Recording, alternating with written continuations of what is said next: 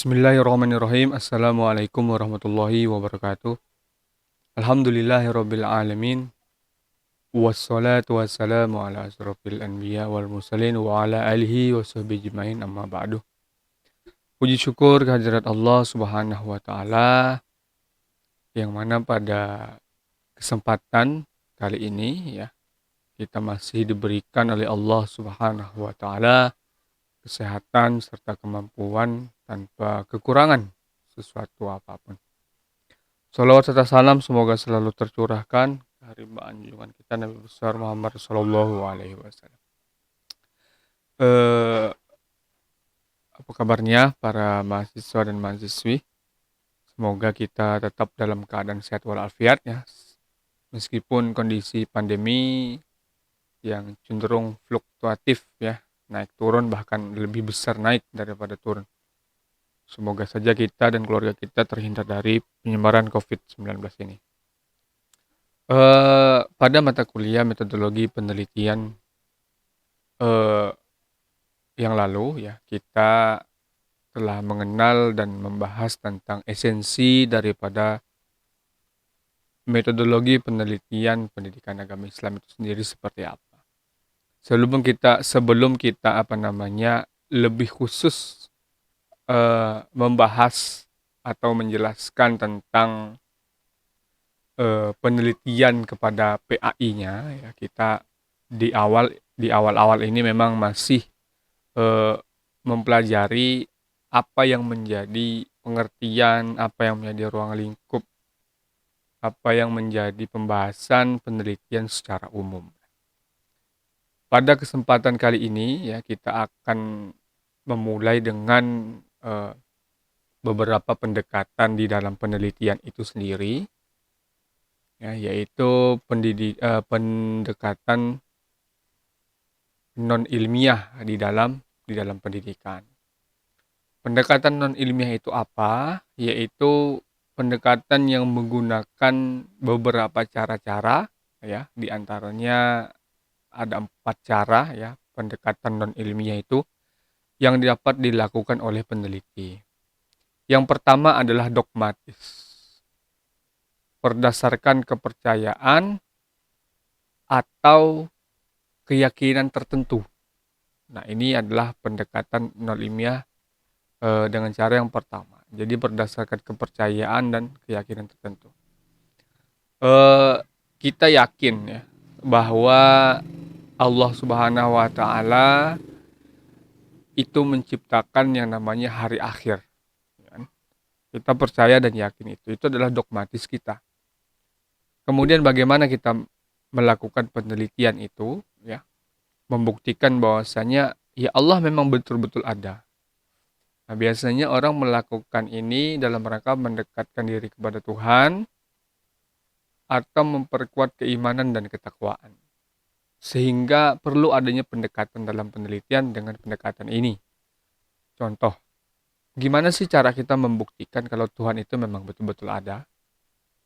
Maka kita yakin dan percaya Allah itu ada dan dia menciptakan sesuatu di muka bumi ini, maka ada yang namanya tadabbur alam. Oh, ini loh buktinya kalau Tuhan itu ada. Kita yakin nih Tuhan yang menciptakan gunung, air, sungai, dan lain sebagainya. Ini adalah pendekatan dogmatis. Sederhananya seperti itu. Kemudian pendekatan intuitif, yaitu berdasarkan pengetahuan yang diperoleh secara tidak disadari atau tidak dipikirkan terlebih dahulu. Ya. Atau bisa dikatakan pengetahuan yang didapat secara kebetulan. Ya, secara kebetulan. Artinya, misalkan kita meneliti sesuatu sekolah, ya, itu sekolah, sebenarnya kita tidak mau membahas tentang misalkan keburukan pemimpinnya seperti itu. Ternyata kinerjanya anjlok. Nah, secara tidak sengaja ketika kita melakukan penelitian di tempat, ternyata ada hal baru. Loh, ternyata kepemimpinannya tidak baik, sehingga mengakibatkan grafik mutu itu menurun. Nah, awalnya kita hanya meneliti tentang pembelajaran, ya kan, tapi ternyata di situ kita temukan hal yang baru. Ini intuitif. Kemudian yang ketiga adalah spekulatif ya. Artinya coba-coba dan trial and error. Cara terka-terkaan sebetulnya. Untung-untungan yang semuanya bersifat kebetulan. Nah, ini eh, secara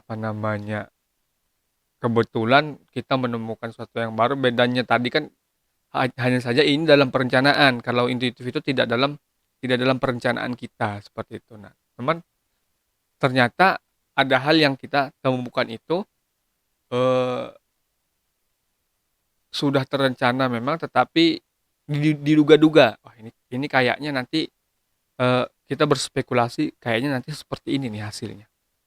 Nah, ternyata ada memang seperti itu. Nah, ini berdasarkan kira-kira ya, berspekulasi lah kita seperti itu. Ini dalam pendekatan non ilmiah. Kemudian otoritas otoritas ilmiah ya, yaitu berdasarkan pendapat atau pemikiran logis para ahli dalam dalam bidang tertentu. Misalkan kita mau meneliti tentang metode pembelajaran, misalkan efektivitas metode pembelajaran dalam peningkatan ketakwaan. Kita cari pendapat-pendapat para ahli yang sesuai dengan teori-teori dan permasalahan yang kita angkat seperti itu. Nah, akhirnya ini menjadi dasar di dalam kita meneliti menggunakan pendekatan non ilmiah tadi. Artinya eh, misalkan ada orang kalian tanya itu, gimana sih menurut Bapak tentang metode ini jika digunakan? Ya, menurut saya seperti ini seperti ini. Nah, itu apa namanya eh, pemikiran para ahli lah kita ibaratkan seperti itu, sehingga di dalam penelitian itu nanti bisa maksimal ya ketika kita melakukan juga pendekatan non ilmiah ini ya. Apapun yang kita teliti jenisnya, namun nanti kita akan lebih fokus kepada yang namanya penelitian pendidikan dan lebih mengerucut lagi ke dalam pendidikan agama Islam seperti itu. Misalkan Anda meneliti tentang peranan kepala sekolah, ya. Kepala sekolah dikaitkan dengan pendidikan Islam.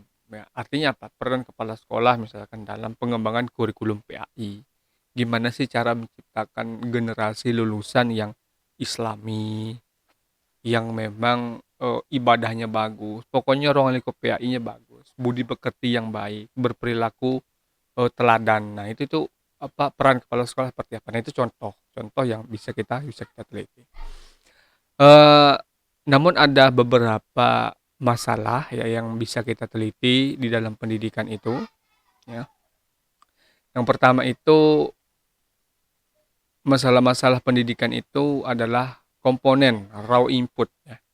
Karakteristik pribadi peserta didik, mahasiswa, siswa ya, seperti hasil belajar ya, kecerdasan, motivasi, itu kemampuan berkonsentrasi dalam belajar, sikap belajar sehingga nanti akan menentukan prestasi prestasi belajar. Nah, ini salah satu yang bisa kita teliti ya.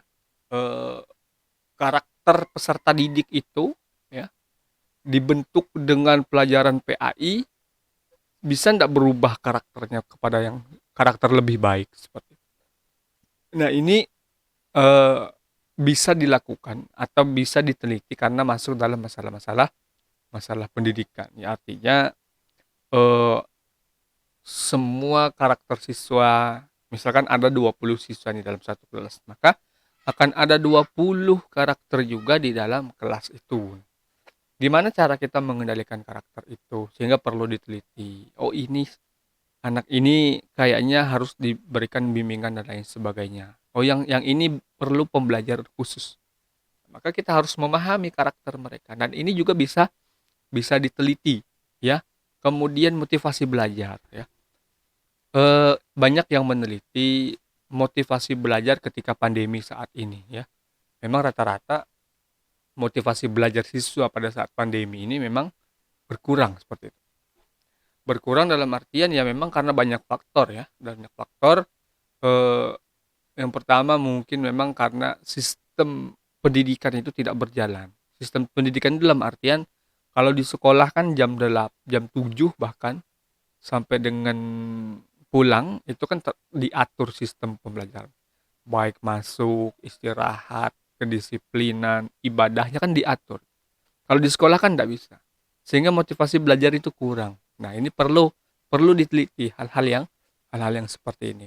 Prestasi belajarnya berpengaruh tidak di masa pandemi. Nah, ini nih bisa kita teliti juga dalam rangka mencari permasalahan yang diangkat dalam dalam pendidikan.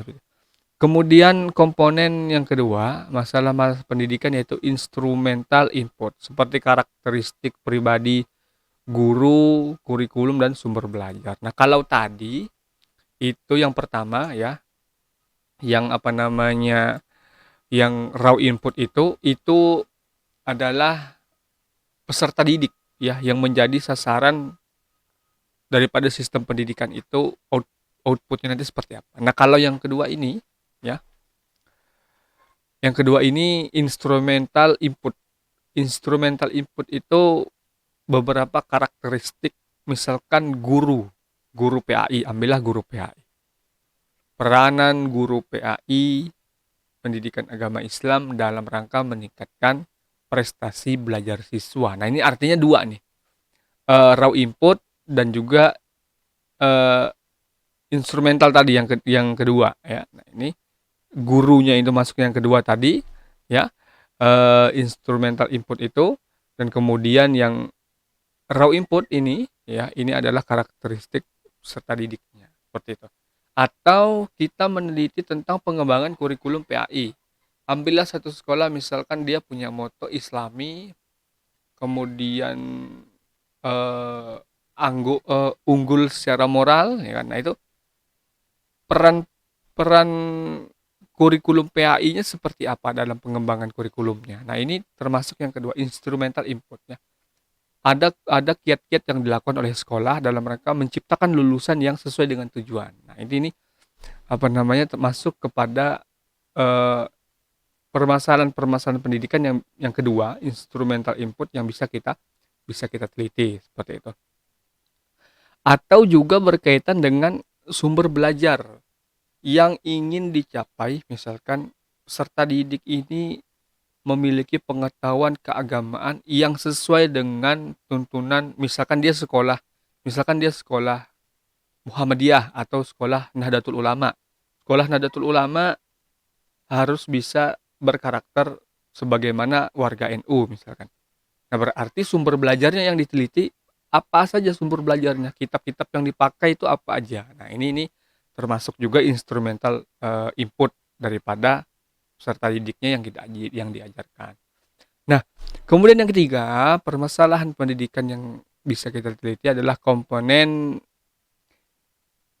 environmental ya. Ini yang bisa kita teliti.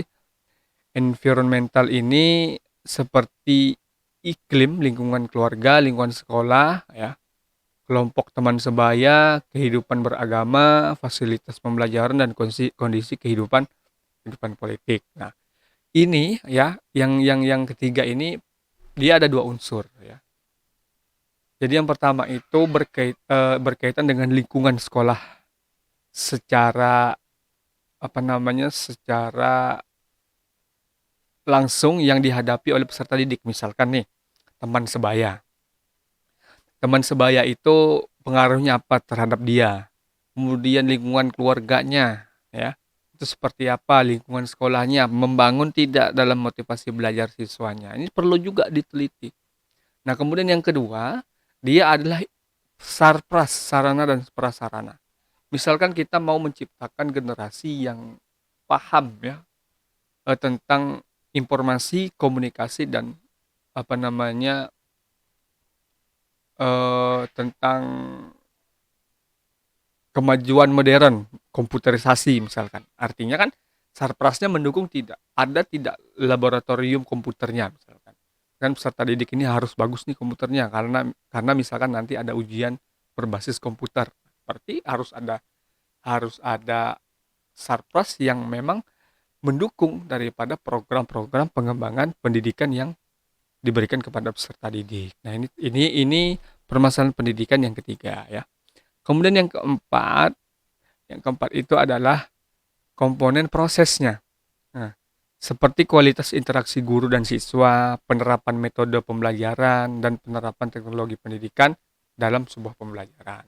Dan komponen output, ya, seperti kualitas indeks prestasi belajar, sikap dan perilaku, keterampilan dan kecakapan siswa. Nah, ini proses ini yang kita lakukan nanti ketika kita sudah menjadi guru, ya.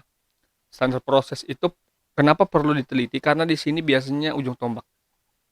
Contoh kita ambil metode pembelajaran. Ambil mata mata pelajarannya, materinya itu tentang apa namanya akhlak dan budi pekerti yang baik. Nah, bagaimana kita menyampaikan materi tersebut? Kan tujuannya supaya berperilaku sebagaimana akhlak terpuji, ya kan? Nah, dengan metode apa yang efektif bisa memberikan materi dan memberikan perubahan perilaku kepada peserta didik? Metode apa yang bisa kita pakai? Nah, seperti itu. Ini di dalam standar prosesnya. Dan metode itu kita rencanakan dari awal. Setiap materi itu kan kita buat RPP tuh. Kita rencanakan, oh ini materinya, ini metodenya, ini yang harus saya lakukan dan lain sebagainya. Pendalaman materi dan lain sebagainya. Apakah kita pakai true or false, kemudian uh, pembelajaran berbasis produk, ya kan, PBL, kemudian kemudian dia diberikan kelompok misalkan the power of two, ya kan, 2 orang bisa memberikan. Ini proses dalam proses pembelajaran, ya, dalam proses pembelajaran.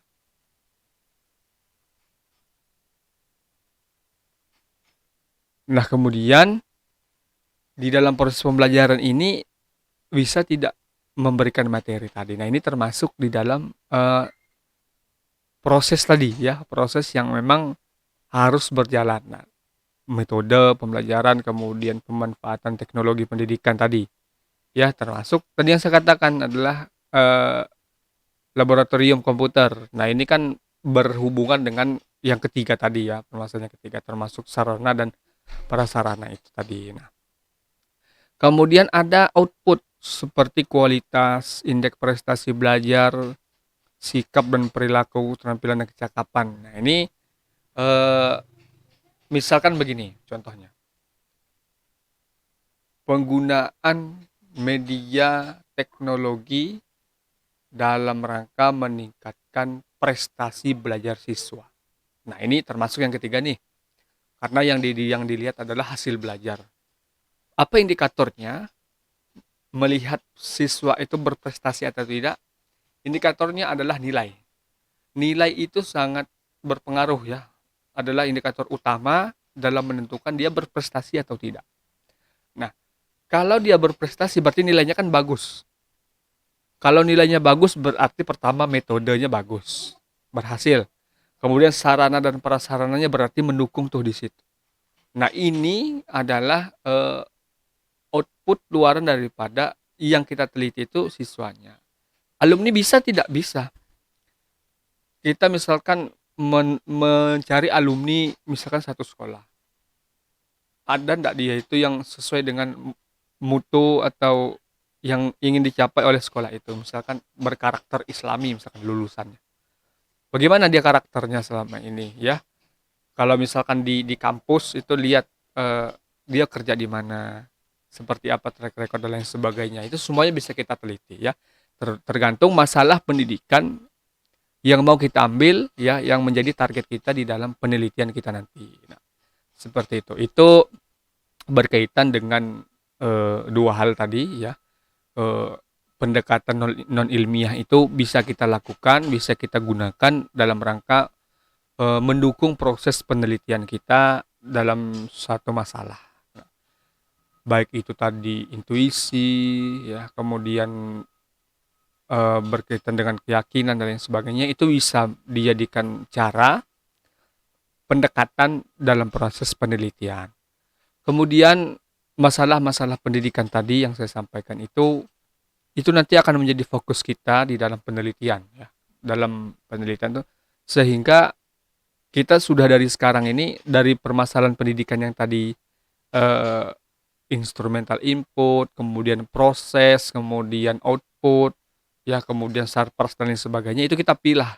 Mulai dari sekarang tuh kita lihat-lihat mana kira-kira masalah pendidikan yang berpotensi untuk diteliti seperti itu dan dapat memunculkan teori yang baru. Nah, sehingga dalam proses penelitian kita itu nanti betul-betul masalah pendidikan yang kita angkat karena kita akademiknya kan kita S1 tarbiyah itu pendidikan kemudian mengerucut kepada pendidikan agama Islam. Nah, saya sarankan kalau mau meneliti nanti ya kita arahkan kepada oke lah misalkan tindakan kelas ya, bagaimana guru di kelas. Tapi itu sudah terlalu sering. Kemudian kita lihat guru PAI dalam pengembangan pembelajaran ya, memberikan pembelajaran yang baru, metode baru. Nah, ini belum ada. Kemudian kurikulum PAI, bagaimana kurikulum PAI itu bisa mengcover kebutuhan sekolah sehingga karakter islaminya itu bisa tercapai. Nah, ini kan peranan kepala sekolah dilihat, kurikulum dilihat, guru juga dilihat. Nah, seperti itu. Artinya fokus kita adalah kepada ranah kependidikan ya. Terus kepemimpinan gimana Pak kalau kita mau mengkaitkan dengan kepemimpinan? Bisa. Misalkan nih pengaruh kepemimpinan kiai dalam pengembangan kurikulum PAI. Pengaruh kepemimpinan kepala sekolah, gaya kepemimpinan kepala sekolah dalam mengembangkan kurikulum PAI. Nah, ini kan bisa kita angkat yang memang dia masih masuk dalam masalah pendidikan khususnya pendidikan agama Islam. Seperti itu. Mungkin itu yang dapat saya sampaikan berkenaan dengan metodologi penelitian PAI pada pertemuan kali ini. Semoga saja bisa bermanfaat bagi kita semua dan saya tetap menyarankan untuk tetap eh, mengurangi mobilisasi, menghindari kerumunan, ya tetap pakai masker dan cuci tangan kapanpun dan dimanapun kita berada. Dan semoga kita semua, ya saya dan saudara-saudara semuanya bisa sehat dan terhindar dari penyebaran COVID-19 di Kabupaten Pasir. Cukup sekian yang dapat saya sampaikan, kurang dan lebihnya saya mohon maaf. Wabillahi taufiq walhidayah. Wassalamualaikum warahmatullahi wabarakatuh.